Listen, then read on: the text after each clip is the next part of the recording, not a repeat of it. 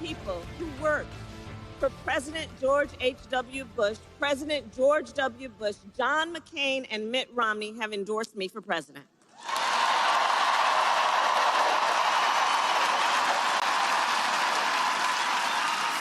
Former Vice President Dick Cheney and Congresswoman Liz Cheney are supporting me as well.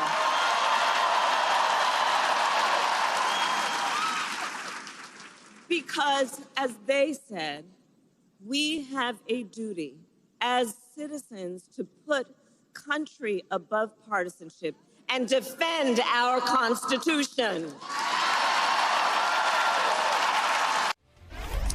Hi again, everybody. It's 5 o'clock in New York. No one at a Trump rally would clap for any of those names. And I have to say, it's one thing to watch Vice President Kamala Harris electrify all of the crowds that she is before, the way she did in that clip in Charlotte, North Carolina yesterday, the way she continues to do as she barnstorms her way across the battleground states.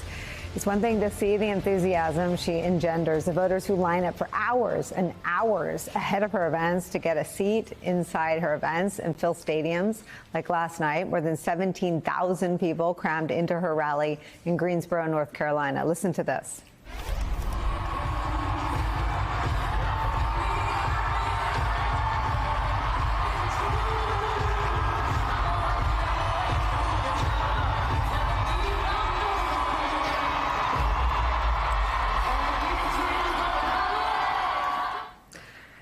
In politics, there's a technical term for that. It's called a rock star reception. But make no mistake, this is not a vibe campaign or just an enthusiasm and effort. It is a laser-focused, data-driven strategy to prevail in November by going county by county, state by state, peeling off swing voters in the battlegrounds. You can hear it when she talks about the more than 200 people who worked for President George H.W. Bush, President George W. Bush, John McCain, Mitt Romney. You can hear it when she lists the litany of former Trump aides who warned publicly that Donald Trump is unfit to serve in the nation's highest office ever again.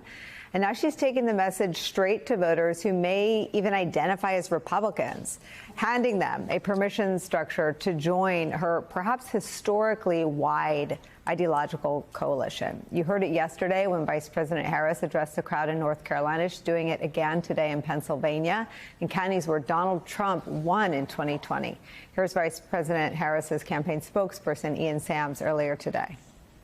She's stumping across these two counties that Donald Trump won in 2020 to expand her appeal and to grow her support in these areas. I mean, you're talking about a state, Pennsylvania, that was decided in 2020 by around 80,000 votes. She's making real gains among Republicans. And so when you go in to communities like this in Lucerne and Cambria County, Pennsylvania, where the margins really matter, she's speaking to voters to try to get her message out that we can actually turn the page on the Donald Trump era and come together and unite as a country.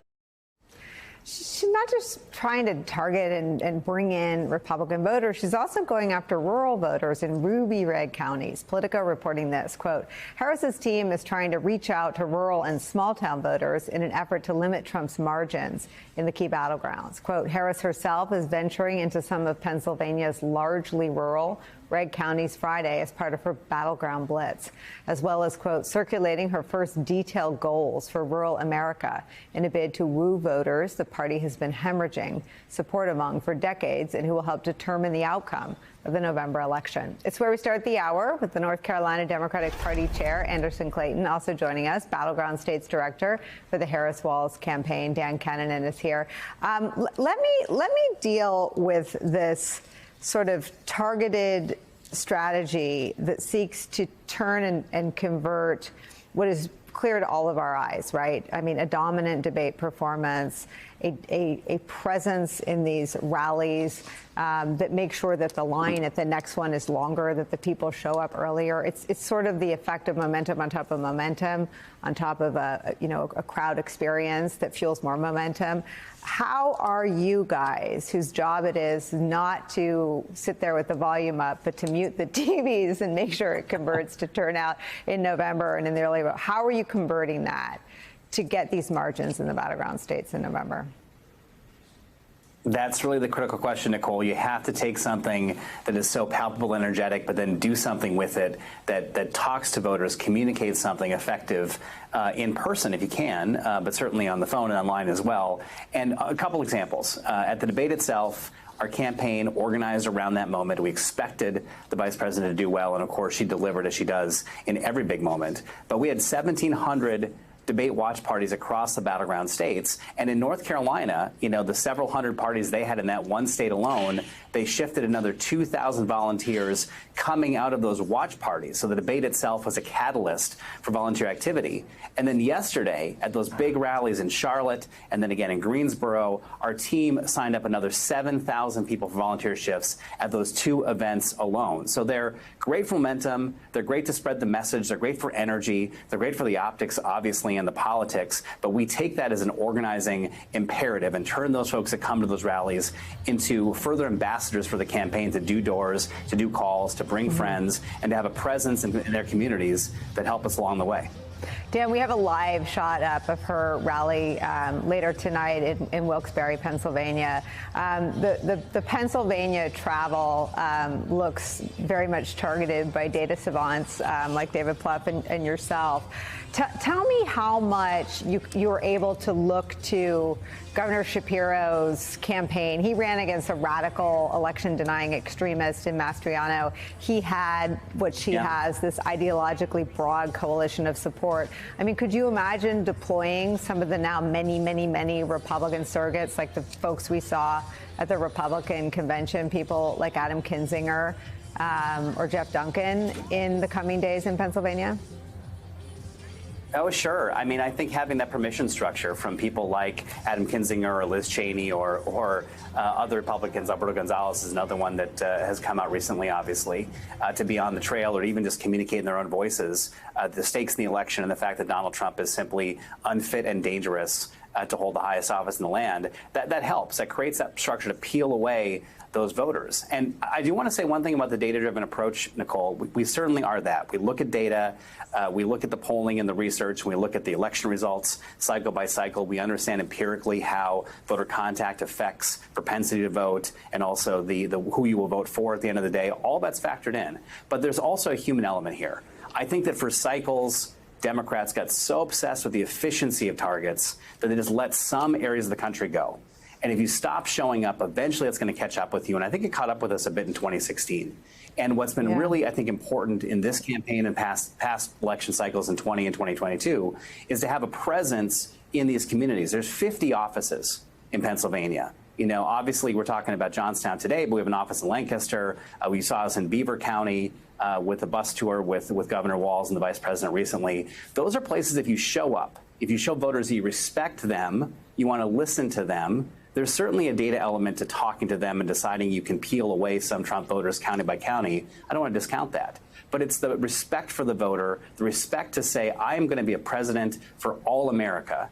Donald Trump is going to be in it for himself. I think they see that when you look them in the eye in a way that we don't see the former president do at all. Well, that's so interesting, and that is so. It's a sign of a very sort of enlightened and hybrid campaign, right? And it's I imagine it's driven by the candidate herself, where you believe in the possible. And I think there are two ideologies around data, right? That data follows or data leads. And I guess what I'm hearing you say is that maybe in some places the data can follow and your candidate can lead. Just say a little bit more about what you view as possible. I mean, are you looking at Florida or Ohio in any different ways? Maybe not the way we all understand Florida and Texas and Ohio to be? Well, I think Florida is interesting because of the extreme politics that Ron DeSantis has taken to just parrot and mimic what Donald Trump has done nationally. And of course, you've got the ban, the very draconian ban on abortion in Florida and this ballot initiative, which makes it all the more interesting. And so I think that's going to be an interesting Senate race to watch, certainly. And we've got a team on the ground in Florida that's working very hard to make that state competitive, and we will continue to do that. But at the end of the day, Nicole, I think our imperative is to look at the 7 states primarily that are really the true toss-ups in this election. And they've been close in 18 and 2020 and 2022. And there's just this gravity that we think exists politically. And despite the momentum and the big crowds and the $47 million raised in the 24 hours after the debate from 600,000 donors, all of that is incredible for us and is a tool in our toolbox. But we just know these states, including Pennsylvania, are going to be exceptionally hard. They're really tough. They're going to be really close. 74,000 votes in North Carolina, 80,000 votes in Pennsylvania, 11,000 votes in Georgia, and something similar to that in Arizona. It's just too close to take our eye off the ball in the places that I think will be decisive in this election. And the campaign we're running is designed to really win a close race across the entire battleground.